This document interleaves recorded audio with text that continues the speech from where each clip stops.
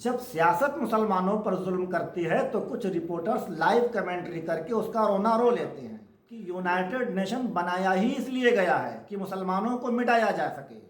السلام علیکم رحمۃ اللہ وبرکاتہ۔ فلسطینیوں کے قتل عام کو سیلف ڈیفنس کا نام دے کر اسرائیل پورے فلسطین پر نہ صرف قبضہ کرنا چاہتا ہے بلکہ اپنے گریٹر اسرائیل کے منصوبے کی تکمیل بھی کرنا چاہ رہا ہے، جبکہ اسرائیل کی اس دہشت گردی کو امن عامہ کے خود ساختہ ٹھیکیدار یونائٹڈ نیشن، یورپی یونین اور امریکہ سمیت کئی یورپی ملک سپورٹ بھی کر رہے ہیں۔ یہودی مسجد اقصیٰ کی جگہ ہیکل سلیمانی بنانا چاہتے ہیں، یہاں تک کہ گریٹر اسرائیل کب اور کیسے بنے گا اور اس کا نقشہ ہر چیز پر تفصیل کے ساتھ چرچا ہو رہی ہے، لیکن ان مسلم حکمرانوں کے بارے میں کوئی بات نہیں کی جا رہی ہے جنہوں نے خود اپنے ہاتھوں سے مسجد اقصیٰ اور فلسطینی مسلمانوں کے تباہی پر مہر لگا رکھی ہے۔ حقیقت یہ ہے کہ در پردہ قبلہ اول مسجد اقصیٰ اور فلسطین کا سودا ہو چکا ہے۔ جو مسلم ممالک آج اسرائیل کی جارحیت کا رونا رو رہے ہیں، حقیقت میں انہوں نے ہی مسجد اقصیٰ کا سودا کر رکھا ہے۔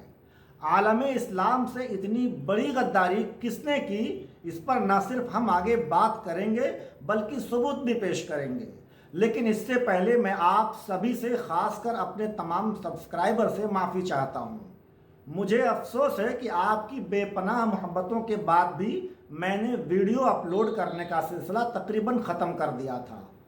وجہ تھی ملت اسلامیہ ہند کی سردمہری، جو اپنے ساتھ ہو رہی ناانصافیوں کا مرثیہ تو سنتا اور دیکھتا ہے، لیکن ناانصافیوں کے خلاف ممکنہ لاہ عمل اور تدبیر کو گھاس تک نہیں ڈالتا۔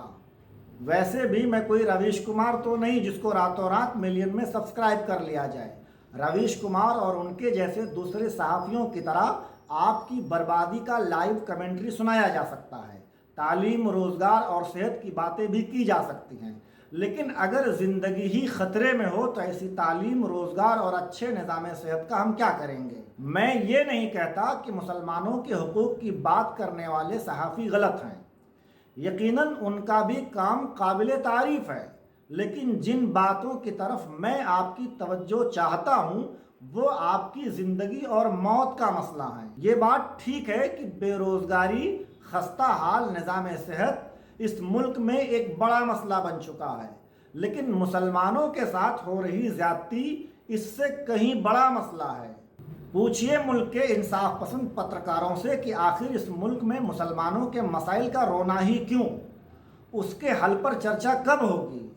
جب سیاست مسلمانوں پر ظلم کرتی ہے تو کچھ رپورٹرز لائیو کمنٹری کر کے اس کا رونا رو لیتے ہیں، لیکن وہی سیاست جب مسلمانوں کو سیاسی حصہ داری سے محروم کر دیتی ہے تو مسلمانوں کے مسیحا کہے جانے والے تمام صحافیوں کو سانپ سونگھ جاتا ہے۔ کیا سپا، بسپا، کانگریس سمیت تمام سیاسی پارٹیوں کی وکالت کرنے والے صحافیوں کو پیس پارٹی، MIM، انڈین یونین مسلم لیگ یا AIUDF کی حمایت کرتے ہوئے کبھی آپ نے دیکھا ہے؟ مسلمانوں کو مارا یا کاٹا جاتا ہے تو اس کی کھل کر مخالفت کی جاتی ہے، لیکن مسلم سیاسی حصہ داری کی بات بالکل نہیں ہوتی۔ اس بات کو لے کر میں نے عوام میں بیداری لانے کی غرض سے YouTube چینل کا شروعات کیا تھا، جس کو آپ سبھی نے اپنی بے پناہ محبتوں سے نوازا، لیکن پھر بھی میں فل ٹائمر نہیں بن سکا۔ اب آپ کو یہ بتانے کی بالکل بھی ضرورت نہیں ہے کہ جب تک آپ کے پاس بلک میں سبسکرائبر نہ ہوں آپ اس فیلڈ میں فل ٹائمر نہیں بن سکتے۔ ساتھ ہی کچھ ذاتی مصروفیات اور ذریعہ معاش کی مجبوریوں کے چلتے بھی یہ سلسلہ آگے نہیں بڑھایا جا سکا، لیکن اس درمیان آپ کی محبتوں نے دوبارہ سے اس کام کے لیے مجھے مجبور کیا۔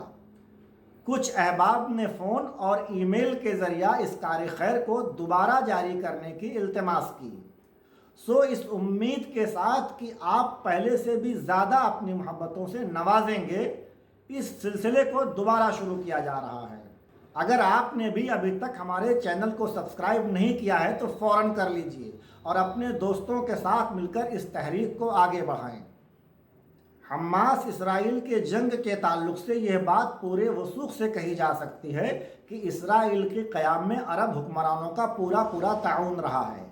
اگر عربوں نے اسلام سے روگردانی نہ کی ہوتی تو اسرائیل تو کیا پوری کائنات مل کر بھی فلسطین اور مسجد اقصیٰ کا بال بیکا نہیں کر پاتی۔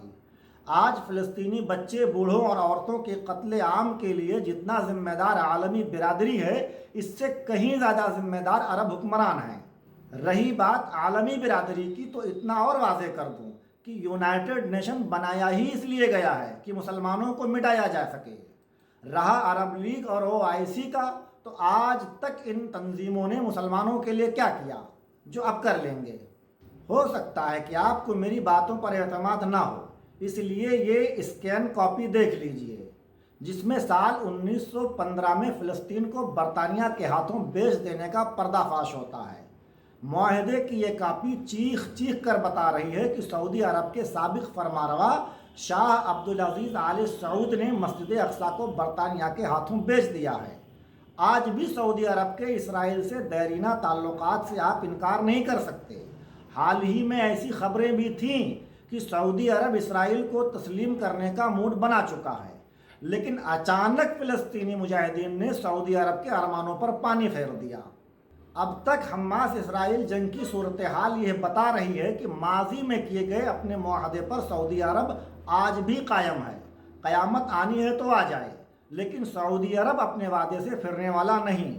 اور یہی بات اس اسکین کاپی میں بھی درج ہے، جس میں شاہ عبدالعزیز آل سعود نے اقرار کیا ہے کہ 1000 مرتبہ اس بات کا اعتراف و اقرار کرتا ہوں کہ فلسطین کو یہودیوں کے حوالے کرنے پر مجھے کوئی اعتراض نہیں۔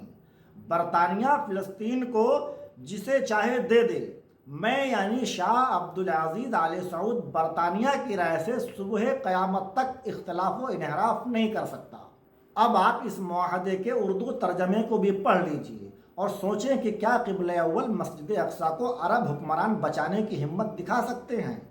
ابھی تک مسجد اقصیٰ کی موجودگی فلسطینی مجاہدین کی دین ہے، اس لیے عام مسلمانوں کو اس وہم میں بالکل نہیں رہنا چاہیے کہ مسلم ممالک مسجد اقصیٰ کی حفاظت کریں گے۔